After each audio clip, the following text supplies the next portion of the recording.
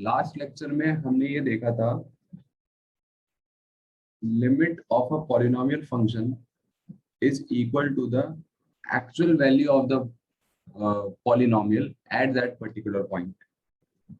What I want to say is that polynomials में जो limit होती है वो polynomials की जो एक्चुअल वैल्यू होती है उस पॉइंट पे उसके बराबर होती है। हमने इस पे बेस्ड कुछ क्वेश्चंस भी करे थे और लास्ट क्लास में हमें एक पर्टिकुलर फॉर्म से डील भी करना पड़ा था। There was a particular form and it was 0/0 form. कौन सा फॉर्म था हमारे पास? 0/0 फॉर्म। इसको बोलते हैं इनडिटरमिनेंट फॉर्म। क्यों बोलते हैं इसको indeterminate form? Why we call it as indeterminate? एक सेकंड रुकना।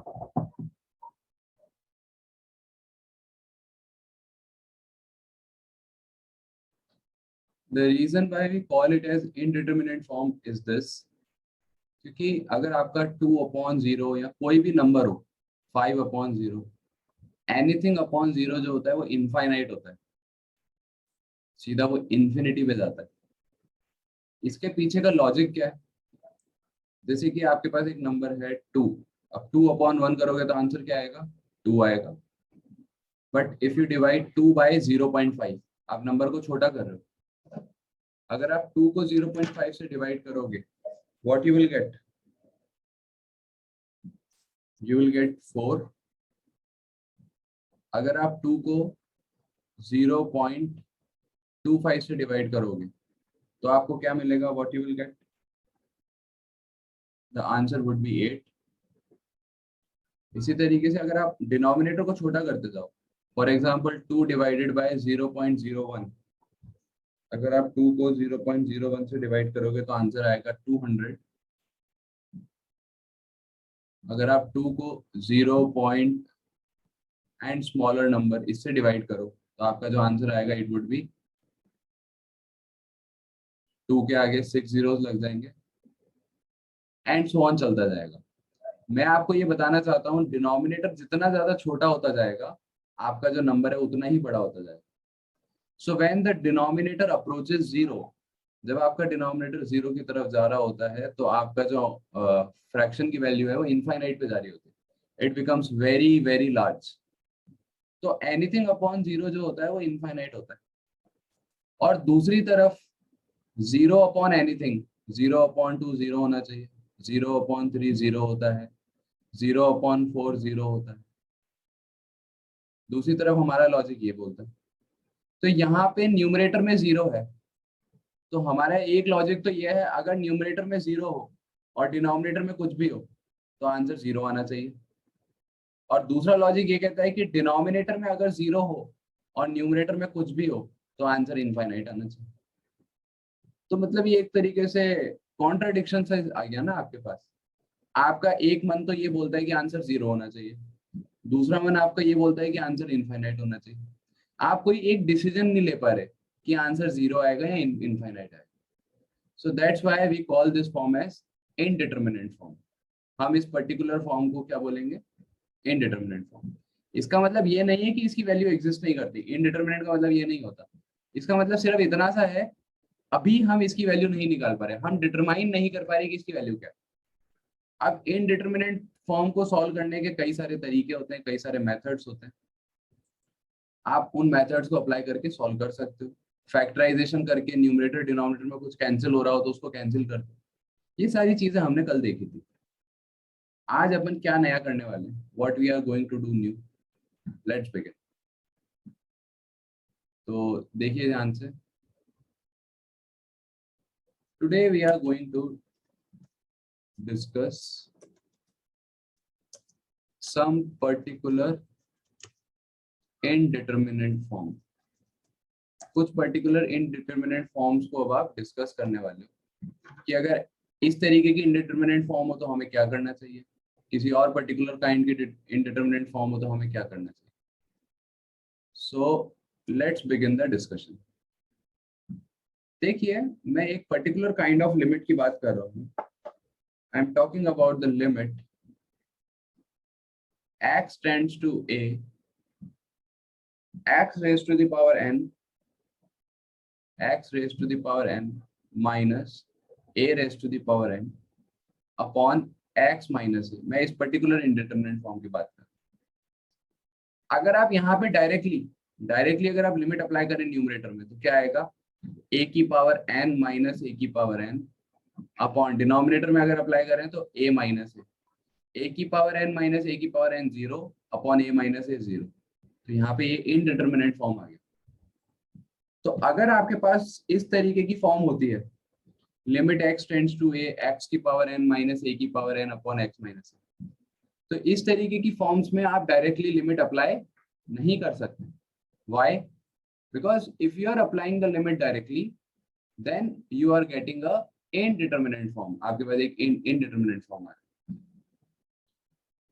तो इसका हम एक डेरिवेशन करेंगे, उसमें हमें पता चलेगा कि limit x tends to a, x raise to the power n minus a raise to the power n, this is equals to n a raise to the power n minus 1। ये n a की power n minus 1 के बराबर होगा।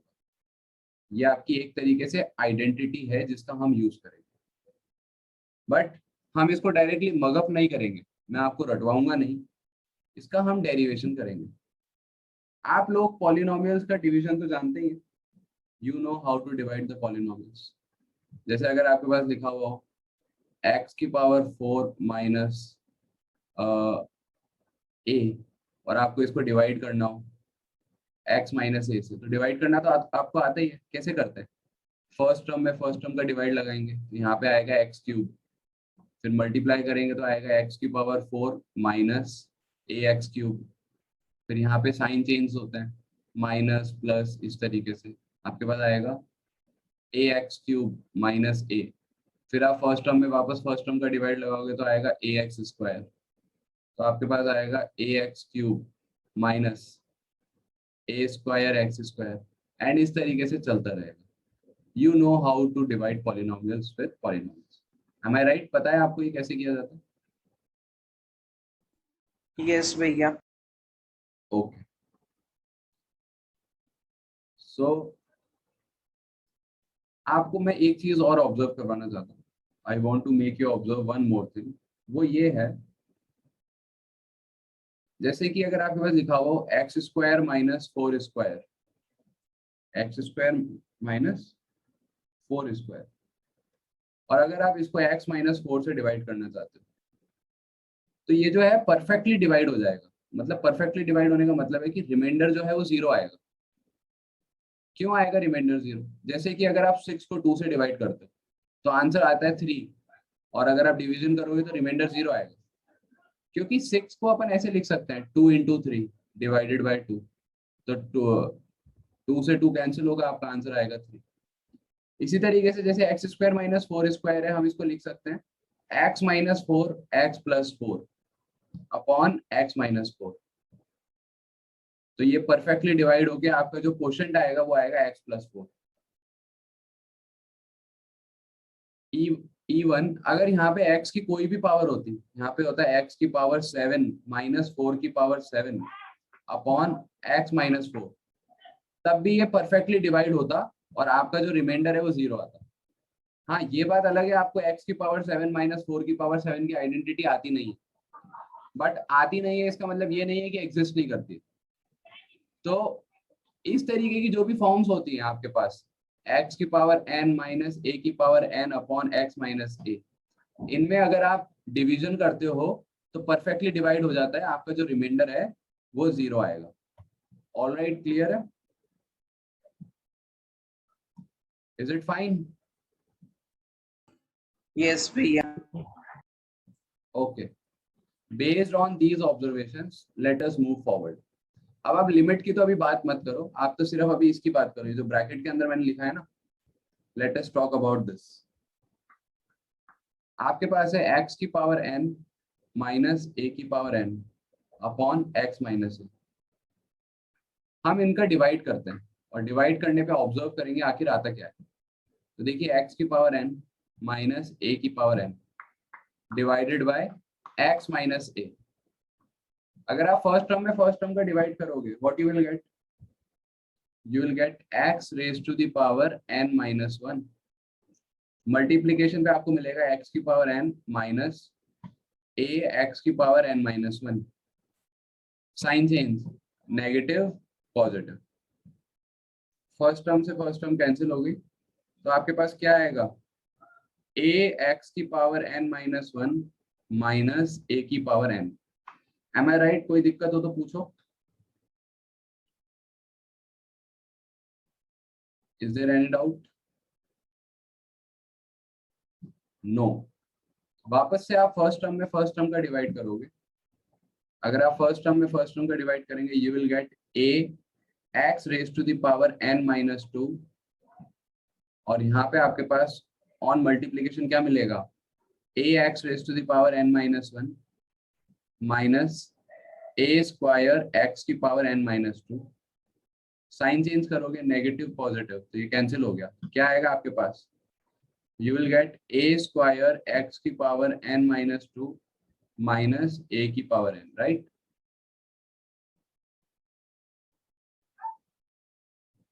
First term में first term का divide दिया, फिर उससे मल्टीप्लाई करा, तो ये आएगा। देन अगेन अगर आप फर्स्ट टर्म में फर्स्ट टर्म का डिवाइड करें, what you will gate, you will get a square x raised to the power n minus 3। First term में फर्स्ट टर्म को मल्टीप्लाई करोगे तो आएगा a स्क्वायर x की power n minus 2 minus a cube x की power n minus 3। फिर वापस से फर्स्ट टर्म कैंसिल होगा और ये चलता जाएगा। अच्छा, चलते जाएगा इसका मतलब ये नहीं कि कभी खत्म नहीं होगा, क्योंकि हम जनरल केस ले रहे हैं। यहाँ पे n की कोई ना कोई पावर होगी, 10, 15, 20, 7, 6 जो भी होगा, तो ये कहीं जाके टर्मिनेट जरूर करेगा। तो अभी तो हमने n लिया है, तो हमें पता नहीं है कहाँ पे टर्मिनेट करेगा। और आपको ये भी पता होना चाहिए एट द एंड जो रिमाइंडर आएगा वो 0 आएगा। इट इज फिक्स्ड कि रिमाइंडर 0 ही आना है, क्योंकि इस तरीके की जो भी फॉर्म्स होती है परफेक्टली डिवाइड होती है और आपका जो रिमाइंडर है वो 0 आएगा। तो अब आपने आइडेंटिटी तो पढ़ी होगी, dividend is equals to divisor into quotient plus remainder. Have you learn that? नहीं भी पढ़ा है तो चलो कोई बात नहीं, मैं आपको बताता हूँ। जब आप इसको इससे डिवाइड करते हो, जैसे 6/2 का आंसर क्या लिखते हो, 3, तो ये जो 3 होता है क्या होता है, क्वोशिएंट होता है। क्वोशिएंट ही तो आपका आंसर होता है। तो यहाँ पे आपका जो क्वोशिएंट है वो ये है। So your answer would be x raise to the power n minus a raise to the power n। It would be equals to what, ये आपका किसके बराबर होगा, it would be equals to x raise to the power n minus 1 plus a x raise to the power n minus 2 plus a square x raise to the power n minus 3 and plus so on. इस तरीके से चलेगा। Is it all right? समझ में आ रहा है आप लोगों को? यस और नो? Yes भैया। अच्छा, यहाँ पे ऑब्जर्व करो, ये जो x की पावर है क्या हो रही है, धीरे धीरे कम हो रही है, n minus 1, n minus 2, n minus 3, और ये जो a की पावर है धीरे धीरे बढ़ रही है। बट पॉइंट ये है कि इन दोनों की जो पावर है, a की जो पावर है और x की जो पावर है, उनका सम कांस्टेंट है। जैसे अपने बाइनोमियल थ्योरम में होता है, a की पावर 1 है तो 1 प्लस n माइनस 2 क्या होगा, n माइनस 1। यहाँ पे a की पावर 2 है और n माइनस 3, तो 2 प्लस n माइनस 3 किसके बराबर होता है, n माइनस 1। तो यहाँ पे इन दोनों की जो पावर का सम है वो कांस्टेंट है, n माइनस 1। तो ऐसे चलते चलते चलते a की पावर धीरे धीरे बढ़ती जाएगी और लास्ट में जो आएगा वो इस तरीके का आएगा, x a की power n minus 2 plus a की पावर n माइनस 1। देखिए आप, अगर आप पैटर्न को फॉलो करें, बाइनोमियल थ्योरम को अच्छे से समझते हैं, तो मुझे नहीं लगता यहाँ पे कोई कंफ्यूजन होना चाहिए, राइट? यस और नो? Yes sir. तो बेस इसको लिखने का सिर्फ एक दूसरा तरीका है, ये मैंने इसको सिर्फ दूसरे फॉर्म में लिखा है। नाउ मेरे को निकालना है limit x tends to a, तो अब मैं दोनों तरफ limit x tends to a apply कर रहा हूँ। I am applying limit x tends to a both sides. देखिए क्या होगा, limit x tends to a x raise to the power n minus a raise to the power n upon x minus a।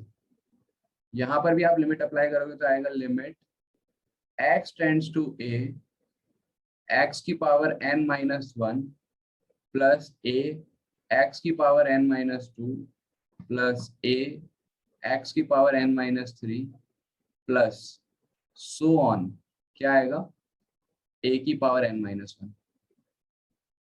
Left hand side को तो आप as it is रहने दो, limit x tends to a x की power n minus a की power n upon x minus है, ये आपका लेफ्ट हैंड साइड, इससे आपने कुछ भी छेड़खानी नहीं करी। राइट हैंड साइड में लिमिट अप्लाई कर दो, limit x tends to a है, तो जहां जहां पे आपको x दिख रहा है वहां पे क्या आएगा, a, क्योंकि लिमिट अप्लाई करेंगे अपन। ये एक पॉलिनोमियल ही तो है, और तो क्या है। तो पॉलिनोमियल की जो लिमिट होती है वो पॉलिनोमियल की वैल्यू के बराबर होती है उस पॉइंट पे। तो x यहाँ पे आएगा a की power n minus 1 plus a into a की power n minus 2 plus a into a की पावर n माइनस 3। इस तरीके से, यहाँ पे ये प्लस मैंने गलत लिखा हुआ है, यहाँ पे आएगा माइनस 3 प्लस सो ऑन, चलते चलते a की पावर n माइनस 1। अब अगर आप इसको और थोड़ा सा सिंप्लीफाई करें, if you simplify it little bit, तो यहाँ पे देखो a की पावर n माइनस 1 तो है ही आपके पास, प्लस अब a इंटू ए की पावर n माइनस 2, ये मल्टीप्लाई होगा तो पावर ऐड होगा, आपके पास आएगा a की power n minus 1। Am I right, yes और नो? यहाँ पे आएगा a की power n minus 1 plus so on a की पावर n माइनस 1। तो बेसिकली a की पावर n माइनस 1 a की पावर n माइनस 1 ऐड होता जा रहा है। कितनी बार ऐड होगा ये, how many terms I am having, if you will count, देखो यहाँ पे a की पावर 1 है, यहाँ पे a की पावर 2 है, चलते चलते चलते a की पावर n माइनस 1, तो टोटल आपके पास नंबर ऑफ टर्म्स यहाँ तक n माइनस 1 है, और एक टर्म ये एक्स्ट्रा है, तो n माइनस 1 प्लस 1, तो टोटल नंबर ऑफ टर्म्स जो है आपके पास यहाँ से लेकर यहाँ तक, it is equal to n। तो आप a की पावर n माइनस 1 a की पावर n माइनस 1 को ऐड कर रहे हो कितनी बार, n टाइम्स, क्या मिलेगा आपको, you will get n a raise to the power n minus 1। Am I right, बात समझ में आई?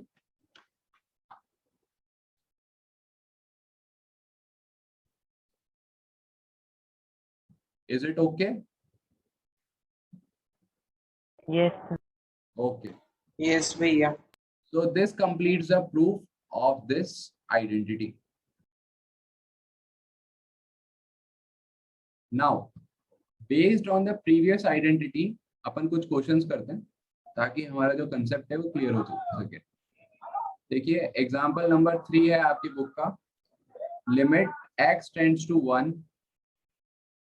Limit x tends to 1 x raise to the power 15 minus 1 upon x raise to the power 10 minus 1, ये आपको निकालना।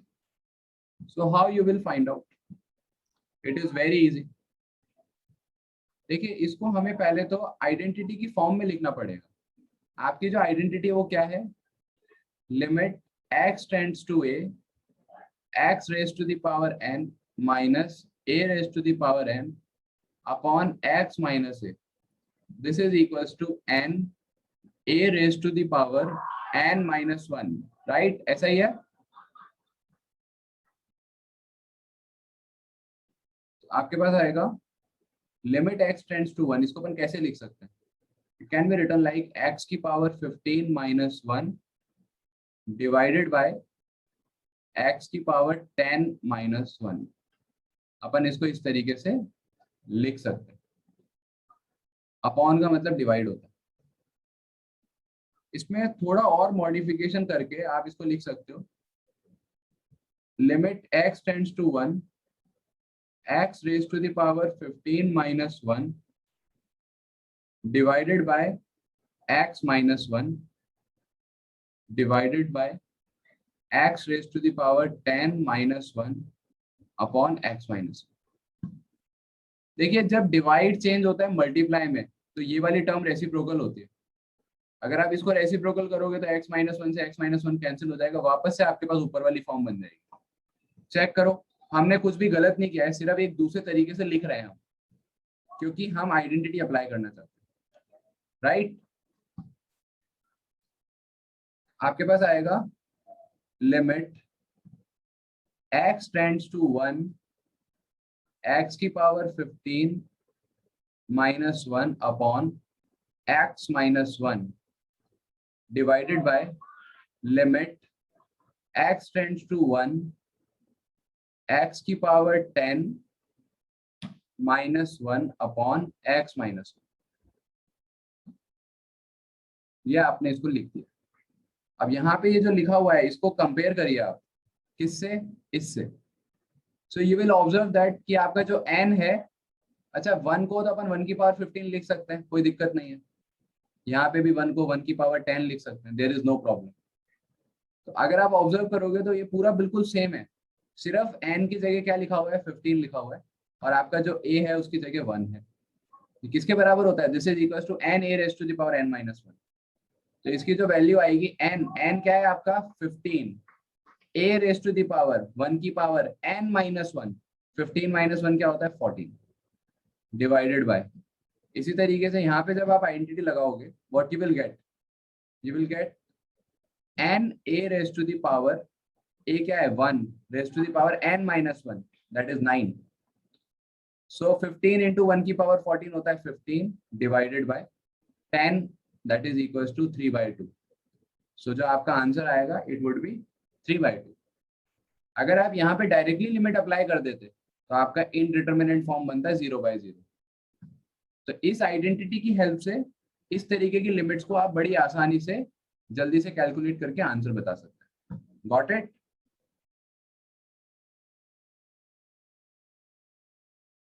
Yes और no? Yes, भैया। Okay.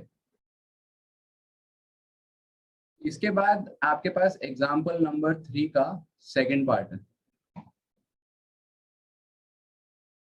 ये थोड़ा सा अच्छा क्वेश्चन है, आपके एग्जाम पॉइंट ऑफ व्यू से इंपॉर्टेंट भी मार्क कर सकते हैं।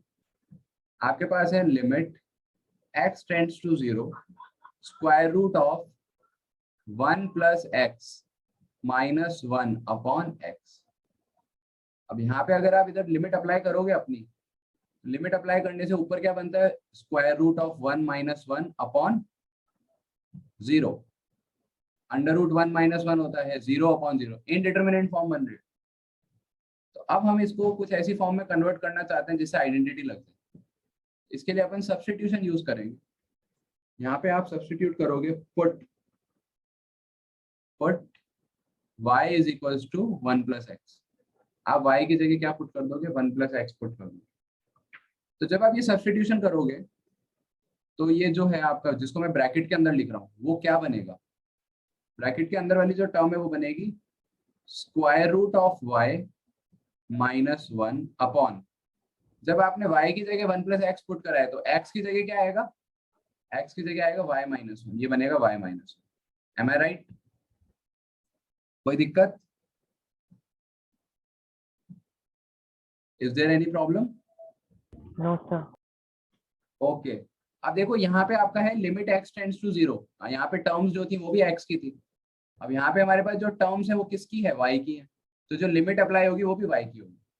तो अब आपकी जो लिमिट है वो y की टर्म्स में अप्लाई होगी, बट लिमिट होगी क्या, लिमिट y टेंड्स टू क्या होगा, ये निकालने का बड़ा आसान तरीका है। देखो x टेंड्स टू 0 है, तो यहाँ पे आप अगर x की जगह 0 पुट करते हो, if you put x as 0, तो आपकी y की वैल्यू क्या आती है 1।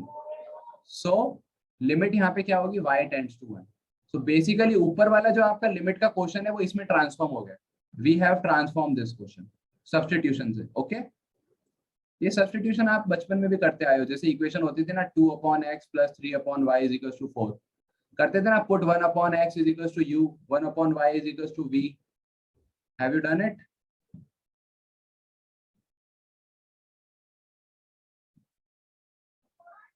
ये समझ में आ गया, कोई दिक्कत है? No. ओके। नो भैया। अब देखिए यहाँ पे क्या होगा, इसको हम और अच्छे से लिख देते हैं।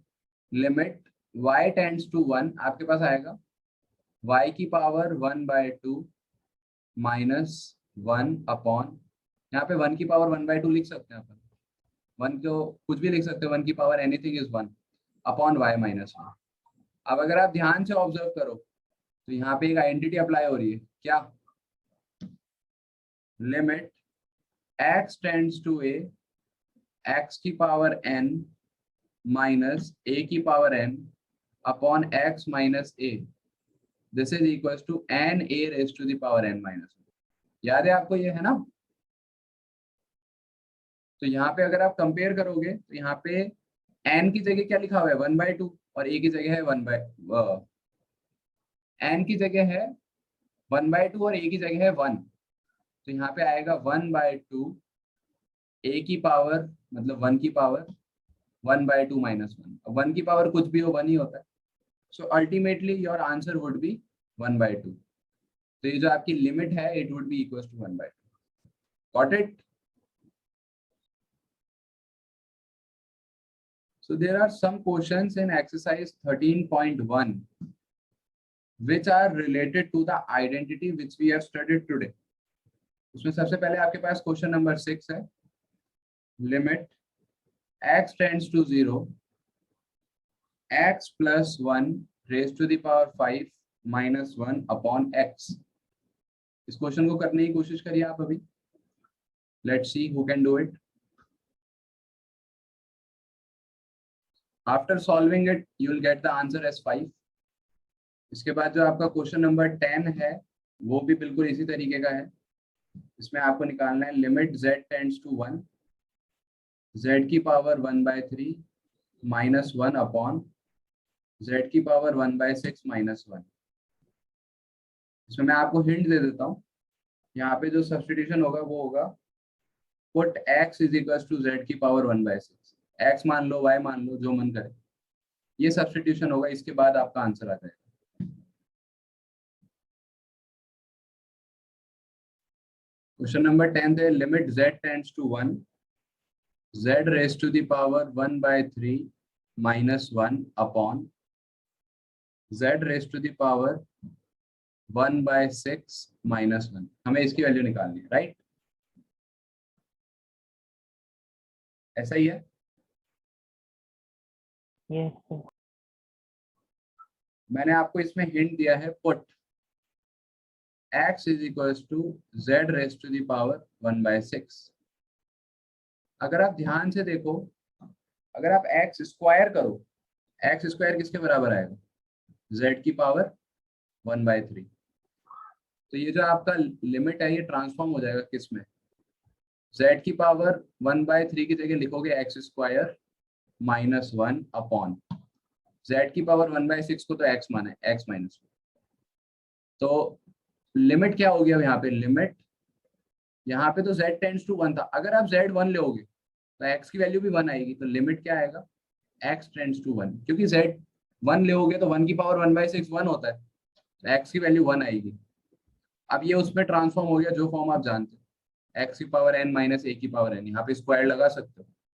तो it would be equals to n, n क्या है यहाँ पे आपका 2, a raise to the power n minus 1 that is equals to 2। तो इसका जो आपका आंसर आएगा, लिमिट की वैल्यू आएगी, it would be equals to 2। Got it? Yes, sir.